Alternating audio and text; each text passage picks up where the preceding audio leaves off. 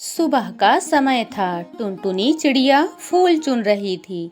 वह कहती है, अरे वाह, सुबह का समय कितना अच्छा लगता है। और राम राम गुनगुनाने लगती है। रघुपति राघव राजा राम, पतित पावन सीताराम। इस तरह से भजन गाते हुए वह फूल चुन रही थी। तभी उसे कुछ आवाजें सुनाई पड़ती है। वह उसकी पड़ोसन सलोनी कौवी और उसकी बहू की थी। दोनों लड़ाई कर रही थी। सलोनी कौवी कहती है, जब से तू मेरे घर में शादी करके मेरे बेटे से आई है, मेरे तो भाग्य ही फूट गए हैं। कैसे कैसे सपने सजाए थे मैंने अपने बेटे के लिए। बहू आएगी तो मैं ये करूँगी वो करूँगी, सारे सपने तूने चकनाचूर कर दिए। सुबह सुबह उठकर झाड़ू भी नहीं लगा पाती है तू। बाहर 12 बजे तक सोती रहती है, जब तक कि मैं घर का सारा काम ना खत्म कर लूँ। एक कप चाय भी बनाकर कभी नहीं देती है तू मुझे, खुद बनाकर पीना पड़ता है। उसकी बहू कहती है, तो क्या बुरा करती हो, खुद बनाकर पी लेती हो तो। मेरे पति कालू जी मुझे बनाकर देते हैं, तो मैं इतना कष्ट क्यों सहूं। जिसको जो खाना हो पीना हो वो खुद बनाकर खाए पिए। सलोनी कहती है, मैंने तो सोचा था मेरी बहू आएगी तो मेरा हाथ बटाएगी, मगर तूने तो मेरे सारे सपने पर पानी फेर दिया। उसकी बहू कहती है, मैं जा रही हूँ सोने, अब चिल्ला कर मुझे डिस्टर्ब मत करना, ठीक है। टुनटुनी हतप्रभ हुई, उनकी बातें सुनती रही। वह सोचती है, क्या बहुओं के आने पे इस तरह की कलग्रह घर में मच जाती है। हे भगवान। उसके बाद वह अपने घर में आकर चिंतित मुद्रा में बैठ जाती है। उसे जैसे कुछ होश ही नहीं रहता। वह मन ही मन में सोचती है, मेरी भी बहू आएगी तो क्या मेरे भी घर में ऐसी ही कलग्रह मचेगी।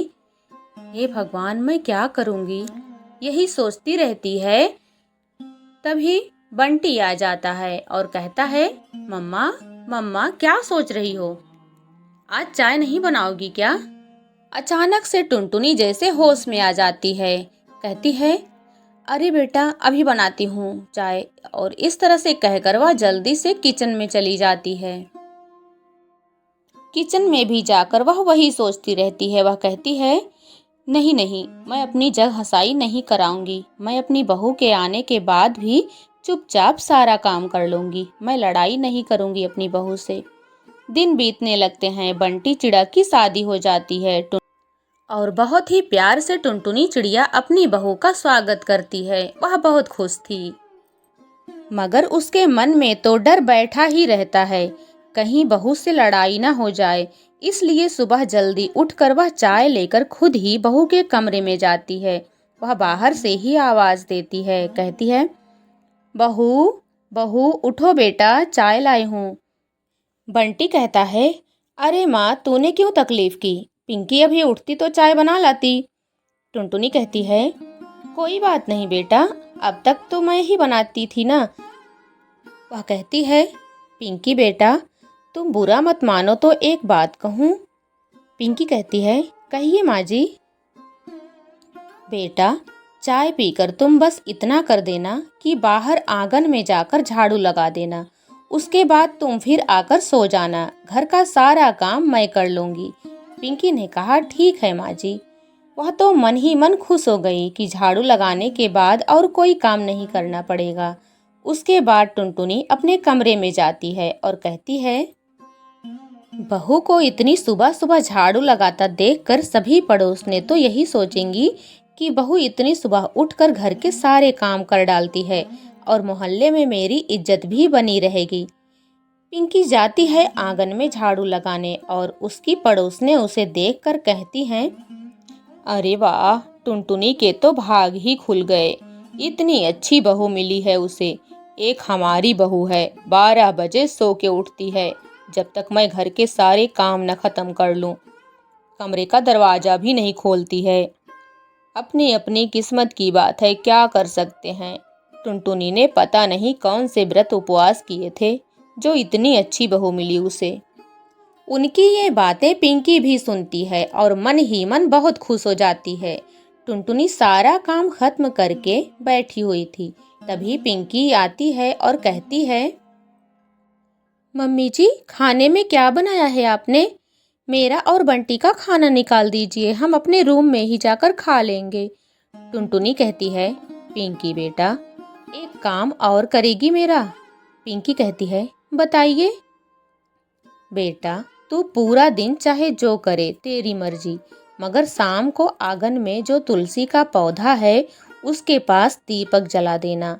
और एक काम और बेटा, जब मेरी पड़ोसने आए और मैं तुझसे उन्हें नाश्ता देने के लिए कहूँ तो उसे भी तू बना देना। प्लीज बेटा, इसके बाद तुझे और कोई काम घर का नहीं करना है। पिंकी कहती है, ठीक है माँ जी, मैं ये सब काम कर दूंगी, आप चिंता मत कीजिए। इसके बाद टुनटुनी खुशी खुशी किचन में खाना निकालने के लिए चली जाती है। शाम को टुनटुनी अपने कमरे में बैठी यही सोच रही थी कि पता नहीं पिंकी को दिया जलाना याद है कि नहीं। तुलसी के पौधे में दिया जलाना था। उधर पिंकी भी खुश थी कि उसे और कोई काम करना नहीं पड़ेगा। वह खुशी खुशी दिया जलाने चली जाती है। टुनटुनी की पड़ोसने फिर उसे देखती हैं और उसकी बहुत प्रशंसा करती हैं। सलोनी कवि कहती है, अब तो जाकर टुनटुनी का हालचाल लेना ही पड़ेगा। उससे पूछना पड़ेगा कि उसने कौन से व्रत उपवास किए थे जो उसे इतनी अच्छी बहू मिली है। चलो लाली तोती, चलते हैं टुनटुनी के घर। कुछ ही देर बाद टुनटुनी की पड़ोसने उसके घर पहुंच जाती हैं। टुनटुनी कहती है, आओ बहनों आओ। लाली तोती कहती है, अरे टुनटुनी बहन, आपके चेहरे की तो रौनक ही बढ़ गई है। टुनटुनी हंसते हुए कहती है, अच्छा सच में? आओ बहनों, ऊपर आओ, बैठो। दोनों उसके पास जाकर बैठ जाती हैं। कुछ देर सब लोग बातें करती रहती हैं। थोड़ी ही देर में टुनटुनी अपनी बहू पिंकी को आवाज लगाती है, पिंकी बेटा, पिंकी बेटा, इधर आओ जरा। पिंकी आती है और कहती है, क्या है मम्मी जी, आपने बुलाया मुझे? टुनटुनी कहती है, हाँ बेटा, हम लोगों के लिए चाय और नाश्ते का इंतजाम कर दो। टुनटुनी कहती है, ठीक है माँ जी, मैं अभी लेकर आती हूँ। और थोड़ी ही देर में चाय और नाश्ता लेकर टुनटुनी पहुँच जाती है और कहती है, माँ जी, मैं अभी जा रही हूँ कुछ काम करने, कोई काम हो तो मुझे बुलाइएगा। यह कहकर पिंकी वहाँ से चली जाती है। टुनटुनी की पड़ोसने तो आश्चर्यचकित रह जाती हैं। सलोनी कवि कहती है, अरे टुनटुनी, तुम्हारा तो भाग्य ही कितना अच्छा है। तुम्हें कितनी अच्छी बहू मिली है। काश हमारी बहू भी ऐसी ही होती। तुमने कौन से व्रत उपवास किए थे टुनटुनी, जो तुम्हें इतनी अच्छी बहू मिली? मुझे भी बताओ ना। टुनटुनी थोड़ी देर चुप रहती है, फिर कहती है, बहनों, मैंने तो दुर्गा माँ की उपासना की थी। रोज सुबह शाम उनको दिया जलाया था।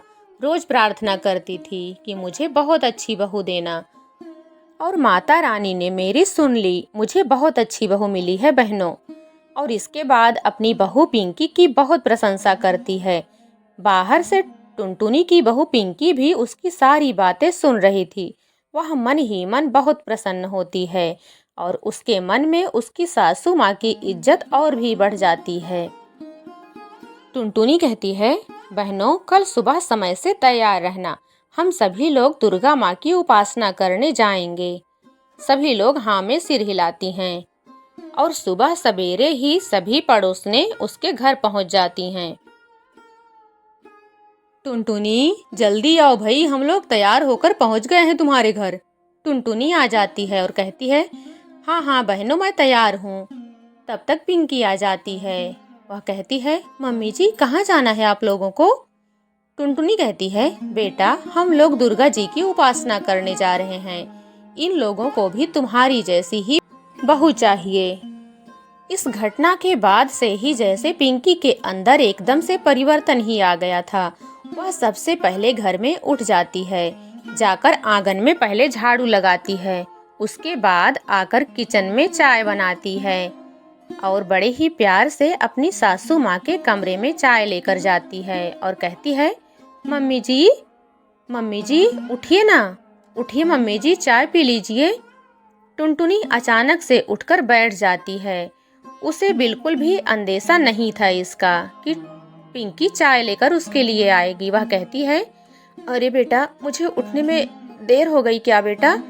बहुत देर हो गई क्या बेटा? पिंकी कहती है, अरे नहीं माँ जी, आप इतनी चौंक क्यों रही हो?